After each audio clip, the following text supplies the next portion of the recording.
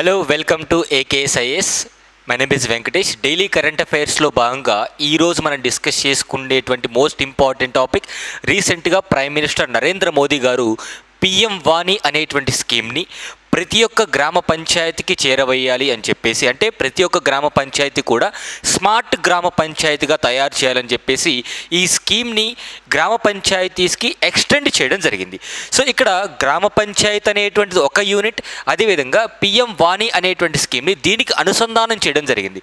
So ఇలా చేయడం ద్వారా ప్రతి ఒక్క గ్రామ పంచాయతీని డిజిటలైజేషన్ చేయడం ద్వారా వచ్చేటువంటి లాభాలేంటి, అదేవిధంగా గ్రామ పంచాయతీకి సంబంధించి మనకి పాలిటీ పాయింట్ ఆఫ్ వ్యూలో ఏ అంశాలు గుర్తుపెట్టుకోవాలి, అండ్ అదేవిధంగా ఇక్కడ ఉన్నటువంటి కొన్ని ఇంపార్టెంట్ ఏరియాస్ కూడా, అంటే ఈ యొక్క స్మార్ట్ గ్రామ పంచాయతీకి సంబంధించి, అంటే ఏ గ్రామ పంచాయతీ అయినా సరే స్మార్ట్గా ఎలా తయారు చేయాలి. ఇక్కడ స్మార్ట్ అనే వర్డ్ ఎందుకు అంటే డిజిటలైజేషన్ అనేటువంటి అంశాన్ని ఈ యొక్క గ్రామ పంచాయతీకి చేయడం జరిగింది. సో డిజిటలైజేషన్ అనే ప్రాసెస్ ఏం చేశారు, వైఫై కనెక్షన్ అనేది ప్రతి ఒక్క గ్రామ పంచాయతీకి కల్పించాలి అని చెప్పేసి బీహార్ స్టేట్లో బెగుసరాయ్ అనేటువంటి డిస్టిక్లో ఈ యొక్క పిఎం వాణి అనేటువంటి స్కీమ్ని ప్రతి ఒక్క గ్రామ పంచాయతీకి అనుసంధానం చేయడం జరిగింది. సో దట్ స్మార్ట్ గ్రామ పంచాయతీస్ అనేటువంటివి మనం అచీవ్ చేయొచ్చు.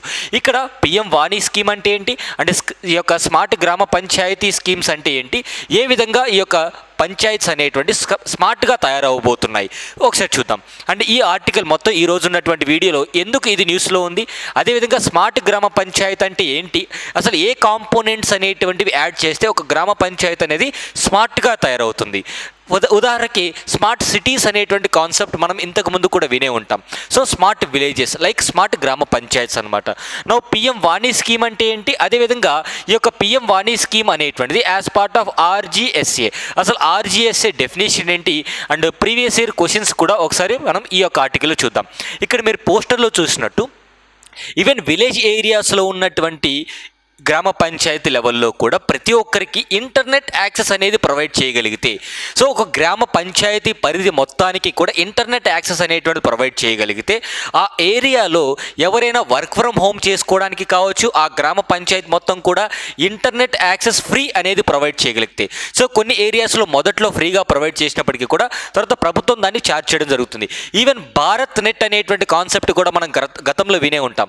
అంటే భారతదేశం మొత్తము కూడా ఇంటర్నెట్ కనెక్టివిటీ ప్రతి విలేజ్కి కూడా ఇవ్వాలి అని చెప్పేసి, సో ఈ కాన్సెప్ట్ అనేటువంటిది మనకి ఎటు prelims point of view and mains point of వ్యూలో కూడా. సో ముందుగా మనకి గ్రామ పంచాయత్ అనేటువంటిది పాలిటీ పాయింట్ ఆఫ్ వ్యూలో ఒకసారి ఆలోచిస్తే 1992లో 73వ రాజ్యాంగ సవరణ ద్వారా కాన్స్టిట్యూషన్ అమెండ్మెంట్ యాక్ట్ ద్వారా మనకి 11th షెడ్యూల్ అనేటువంటి తీసుకొచ్చి, ఈ 11th షెడ్యూల్లో ఈ పంచాయతీరాజ్ వ్యవస్థని ఒక రాజ్యాంగబద్ధమైనటువంటి ఇన్స్టిట్యూషన్స్గా ఏర్పాటు చేయడం జరిగింది. సాధారణంగా మనకి భారతదేశంలో ఉన్నటువంటి గవర్నెన్స్ లెవెల్స్ ఎట్లా ఉంటాయంటే, మొదటగా కేంద్ర ప్రభుత్వం ఉంటుంది, central government. So central government తర్వాత ఉన్నటువంటి స్టేజ్ వచ్చేసి స్టేట్ గవర్నమెంట్ ఉంటుంది.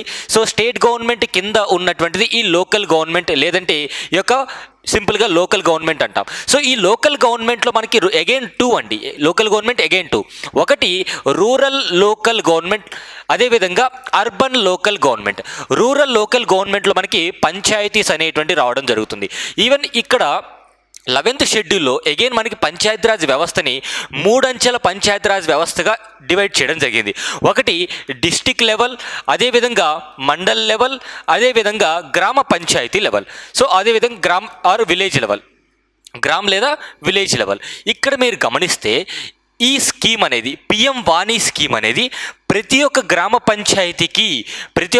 పంచాయతీకి యాడ్ చేస్తున్నట్టు, పిఎం వాణి స్కీమ్ అనేటువంటిది ప్రతి ఒక్క గ్రామ పంచాయతీకి యాడ్ చేస్తున్నారు. అంటే డెమోక్రటిక్ డీసెంట్రలైజేషన్లో భాగంగా ఈ గ్రామ పంచాయతీస్కి పిఎం వాణి స్కీమ్ అనేది యాడ్ చేయడం ద్వారా, ఎందుకంటే అటు కేంద్ర ప్రభుత్వంలో కావచ్చు, స్టేట్లో కావచ్చు, ఆర్ సిటీస్లో ఈ యొక్క ఇంటర్నెట్ కనెక్టివిటీ ఫెసిలిటీ అనేది ప్రతి చోట ఉంది.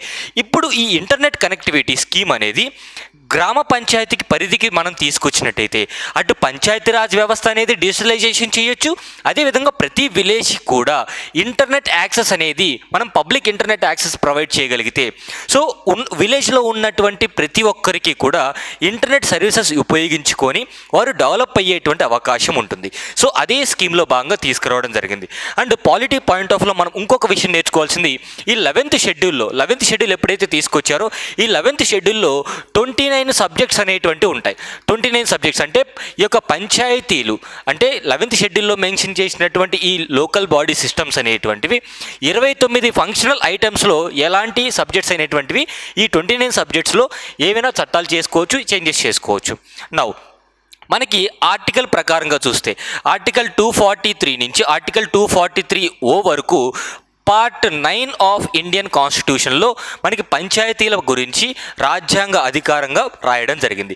సో ఇక్కడ ఈ ఏరియా మొత్తం చూసినట్టయితే ఈ పంచాయతీలకి రాజ్యాంగ హోదా ఎప్పుడు కల్పించారు అంటే 1992 73rd కాన్స్టిట్యూషన్ అమెండ్మెంట్ ద్వారా ఈ యొక్క ఆర్టికల్ 243 నుంచి 243O వరకు పార్ట్ 9 ఆఫ్ ఇండియన్ కాన్స్టిట్యూషన్లో గ్రామ పంచాయతీలకి ఈ యొక్క లోకల్ బాడీస్ అన్నిటికీ కూడా రాజ్యాంగ హోదా కల్పించడం జరిగింది. అంటే బిఫోర్ 1992 ఈ యొక్క లోకల్ బాడీస్ అనేటువంటివి రాజ్యాంగ హోదా కల్పించబడలేదు.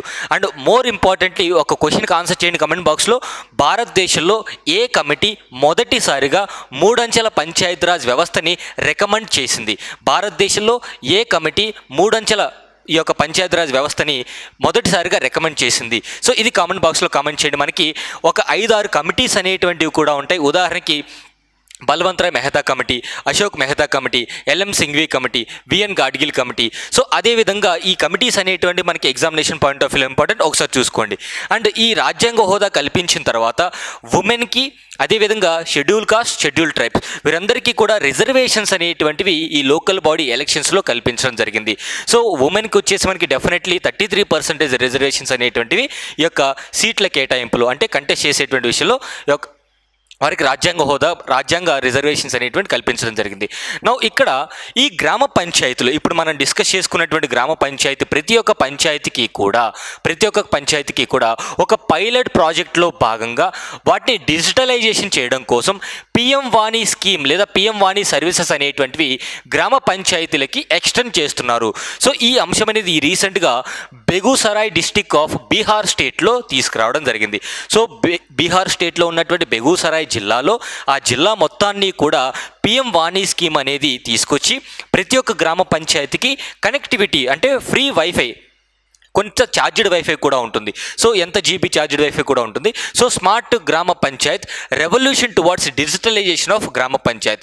సో గ్రామ పంచాయత్ డిజిటలైజేషన్ అవ్వడం వల్ల అడ్వాంటేజ్ ఏమిటంటే మోస్ట్ ఇంపార్టెంట్లీ టెక్నాలజీ అనేటువంటిది ప్రతి ఒక్క ఆన్లైన్ సర్వీసెస్ అనేటువంటివి గ్రామ పంచాయతీలకు వెళ్ళినట్టయితే హెల్త్ పరంగా కావచ్చు, ఎడ్యుకేషన్ పరంగా కావచ్చు, స్కిల్ డెవలప్మెంట్ ప్రోగ్రామ్స్ కావచ్చు, అదేవిధంగా ఈ యొక్క క్వాలిటీ ఆఫ్ లైఫ్ అనేటువంటిది రూరల్ ఏరియాస్లో ఇంక్రీజ్ అవ్వడానికి చాలా అవకాశం ఉంటుంది. ఇప్పుడు మీరే చూడండి, సాధారణంగా ప్రతి ఒక్కటి కూడా ఇప్పుడు అంతా డిజిటలైజేషన్ అయిపోయింది.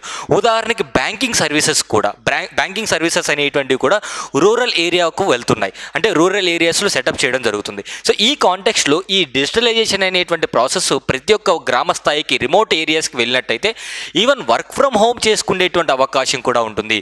అంటే పబ్లిక్ ఏరియాస్లో వైఫై కనెక్షన్స్ అనేటువంటి వైఫై యాక్సెస్ అనేది ప్రొవైడ్ చేసినట్టయితే అక్కడ ఉన్నటువంటి ప్రజలు అంటే అటు ఇన్స్టిట్యూషన్స్ యూజ్ చేసుకుంటాయి, ప్రజలు కూడా యూజ్ చేసుకోవచ్చు. సో దట్ మన ఎకానమీ డెవలప్ అయ్యే అవకాశం ఉంది.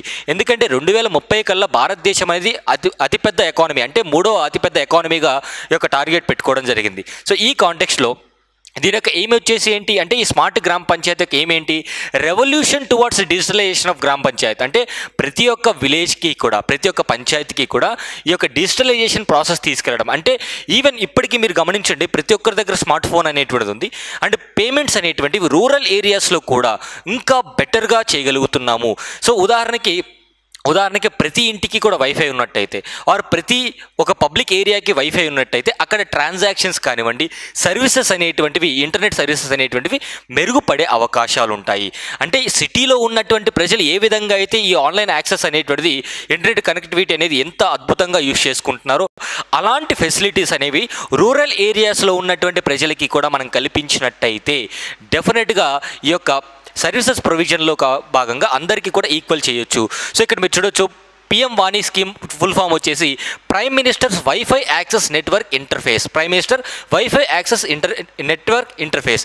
సో ఈ సర్వీసెస్ అనేటువంటివి రీసెంట్గా స్టార్ట్ చేయడం జరిగింది. సో ఈ కాంటెక్స్ట్లో ప్రతి ఒక్క గ్రామ పంచాయతీకి కూడా వైఫై కనెక్షన్స్ అనేటువంటి ఇవ్వడం జరుగుతుంది. నా ఇక్కడ బెనిఫిషరీస్ ఎవరెవరు, ప్రతి ఒక్క గ్రామ పంచాయతీలో కూడా ఎవరు లబ్ధి పొందుతున్నారు అంటే, సో విద్యార్థులు, స్టూడెంట్స్, ఫార్మర్స్ కావచ్చు, ఆర్టిషియన్స్ అంటే చేతి వృత్తి కళాకారులు కావచ్చు, ఈవెన్ ఉమెన్ ఇక్కడ సెల్ఫ్ హెల్ప్ గ్రూప్స్ అంటే స్వయం సహాయక సంఘాలు అంటాం. సో వారందరికీ కూడా ఎక్కువగా బెనిఫిట్ పొందేటువంటి అవకాశం ఉంటుంది. అంటే ఏదైతే మనకి ఈ యొక్క రూరల్ అర్బన్ ఏరియాస్లో ఉన్న డివిజన్ ఏదైతే ఉందో, అంటే గ్రామ ప్రాంతాల్లో గ్రామీణ ప్రాంతానికి అర్బన్ ఏరియాస్కి ఉన్నటువంటి ఈ గ్యాప్ ఏదైతే ఉందో ఆ గ్యాప్ని తగ్గించేటువంటి ప్రయత్నంలో భాగంగా ఈ యొక్క స్కీమ్ అనేది తీసుకురావడం జరిగింది. ఈ యొక్క ప్రోగ్రామ్ అనేది ఇనిషియేటివ్ తీసుకురావడం జరిగింది. ఇక్కడ టు నారో ద గ్యాప్ అంటే గ్యాప్ను తగ్గించేటువంటి ప్రయత్నంలో భాగంగా రూరల్ అర్బన్ ఏరియాస్కి ఉన్నటువంటి గ్యాప్ను తగ్గించేటువంటి భాగంగా ఈ యొక్క లోకల్ బాడీస్ ఎఫిషియన్సీని పెంచేటువంటి భాగంగా కూడా ఈ యొక్క లోకల్ బాడీస్ అన్నింటినీ కూడా డిజిటలైజేషన్ చేసేటువంటి భాగంగా ఈ స్కీమ్ తీసుకురావడం జరిగింది. నౌ పిఎం వాణి స్కీమ్ అనేది ఏ డిపార్ట్మెంట్ ఇనిషియేట్ చేసిందంటే డిపార్ట్మెంట్ ఆఫ్ టెలికమ్యూనికేషన్ చెప్పొచ్చు. 2020లో స్టార్ట్ చేసినటువంటి స్కీమ్ ఇది. అంటే ప్రతి ఏరియాలో కూడా, ఈవెన్ సిటీస్లో మీరు గమనించండి, కొన్ని ఏరియాస్లో ఫ్రీ వైఫై ఫెసిలిటీస్ ఉంటాయి. సో అక్కడ ఉచితంగా వైఫై సేవలు అనేటువంటి అందించడం జరుగుతుంది. అంటే ఇక్కడ మీరు చూస్తే భారతదేశం మొత్తం మీద కూడా ఆల్రెడీ స్టార్ట్ చేశారు ఈ యొక్క అర్బన్ ఏరియాస్లో. ఇప్పుడు రూరల్ ఏరియాకి తీసుకెళ్ళాలి అని చెప్పేసి టార్గెట్ పెట్టారు. So it is aligned with national digital communications policy. So 2018లో తీసుకొచ్చినటువంటి నేషనల్ డిజిటల్ కమ్యూనికేషన్ పాలసీలో భాగంగా దీన్ని అనుసంధానం చేసి రూరల్ ఏరియాస్లో పబ్లిక్ ఇన్ఫ్రాస్ట్రక్చర్ అండ్ అదేవిధంగా డిజిటల్ ఇన్ఫ్రాస్ట్రక్చర్ని పెంచాలి అనుకుంటారు.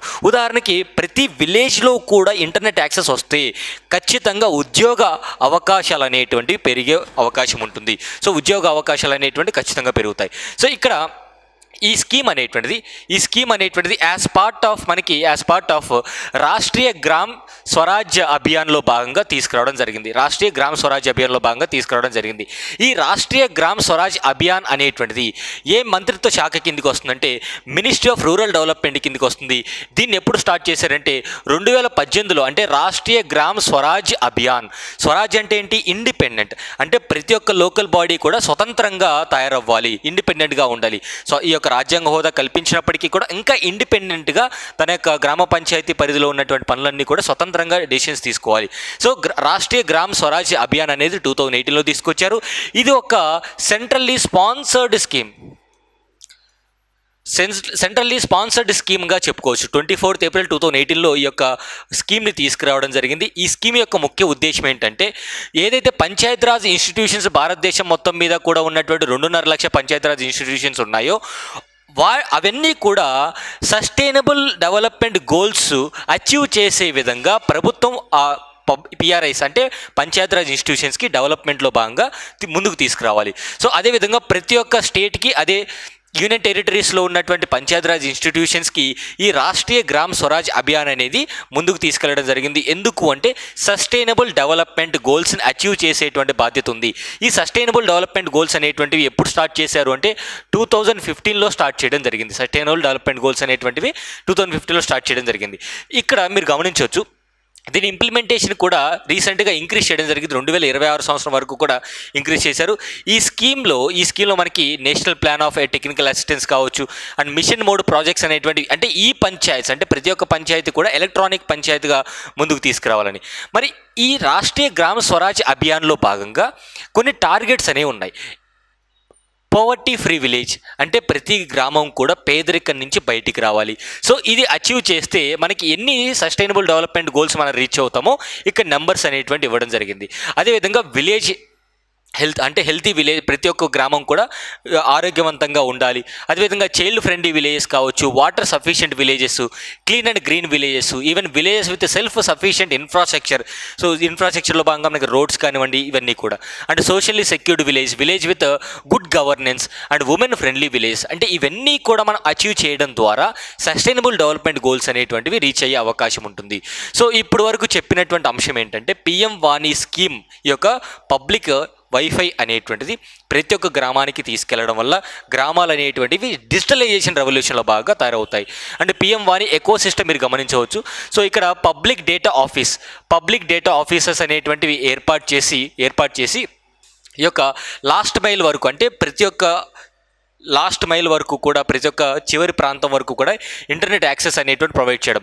Even public data office aggregators అనేటువంటివి to provide aggregation services like authorization కావచ్చు, అకౌంటింగ్, పీడిఓస్. అంటే పీడిఓ అంటే మనకు అర్థం పబ్లిక్ డేటా ఆఫీసెస్ అనేటువంటివి ఏర్పాటు చేసి ప్రతి ఒక్క ఏరియాలో కూడా వైఫై ఫెసిలిటీ అనేది కల్పించడం. ఒక యాప్ కూడా తీసుకురావడం జరిగింది. ఈ యొక్క పిఎం వాణి ఏవైనా సమస్యలు ఉన్నట్టయితే ఆ యాప్లో మనం ప్రొవైడ్ చేసుకోవచ్చు అండ్ కంప్లీట్ చేయవచ్చు. బెనిఫిట్స్ అనేటువంటి ఆల్రెడీ ఈ నోట్స్ అంతా కూడా ఎప్పుడైనా సరే ప్రతి ఒక్క వీడియోకి సంబంధించినటువంటి కంటెంట్ నోట్స్, ఈ పీపీటీ అంతా కూడా మన ఏకేఎస్ టెలిగ్రామ్ ఛానల్లో పోస్ట్ చేయడం జరుగుతుంది. సో ఎప్పటికప్పుడు ఆ యొక్క వీడియోకి సంబంధించి మీ యొక్క టెలిగ్రామ్ ఛానల్లో చూసుకున్నట్టయితే సేమ్ నోట్స్ అంతా కూడా మీకు యాస్టీస్ పబ్లిష్ చేయడం జరుగుతుంది. So you can download it and చదువుకోవచ్చు. నౌ ఒక ఇంపార్టెంట్ క్వశ్చన్ ప్రీవియస్ ఇయర్లో వచ్చినటువంటి క్వశ్చన్ చూద్దాం. Consider the following statements. ఇది యూపీఎస్సీలో వచ్చినటువంటి question. The minimum age prescribed for any person to be a member of panchayat. అంటే పంచాయతీలో కంటెస్ట్ చేయాలి అంటే, పంచాయతీ ఎన్నికల్లో కంటెస్ట్ చేయాలంటే అతనికి 25 సంవత్సరాల వయసు ఉండాలంట. స్టేట్మెంట్ 1 ఇది. స్టేట్మెంట్ 2 వచ్చేసి a panchayat reconstituted after premature dissolution continues only for the remainder period. అంటే ఏదైనా ఒక పంచాయతీ అనేది మధ్యస్థ ఎన్నికలు అంటే బై ఎలక్షన్స్ జరిగిన తర్వాత రిమైనింగ్ టైం పీరియడ్ వరకు మాత్రమే ఉంటాయి. సో 5 years ఎక్స్టెండ్ అయి ఉంటాయి, రిమైనింగ్ టైం పీరియడ్ వరకు మాత్రమే ఉంటాయని చెప్పారు. Which of the following statements are given above is are correct statement అడుగుతున్నారు. సో ఒకసారి కమెంట్ బాక్స్లో ఆన్సర్ చేయండి. ప్రిలిమ్స్ పాయింట్ ఆఫ్ వ్యూలో question and mains point of వ్యూలో మెయిన్స్ క్వశ్చన్ వచ్చేసి మనకి ఈ పంచాయతీరాజ్ వ్యవస్థకు సంబంధించి access the importance of Panchayati Raj system in India as part of local government apart from government grants what sources the panchayats can look out for financing development projects. అంటే finance కమిషన్తో భాగంగా వచ్చేటువంటి funds కాకుండా సొంతంగా ఎలాంటి ఫండ్స్ అనేటువంటివి పంచాయతీ క్రియేట్ చేసుకుంటుంది. సో ఆన్సర్స్ అనేటువంటివి రాసి ఒకసారి క్రాస్ చెక్ చేసుకోవచ్చు. సో ఇది ఈరోజు ఉన్నటువంటి data. Thank you so much. Have a nice day.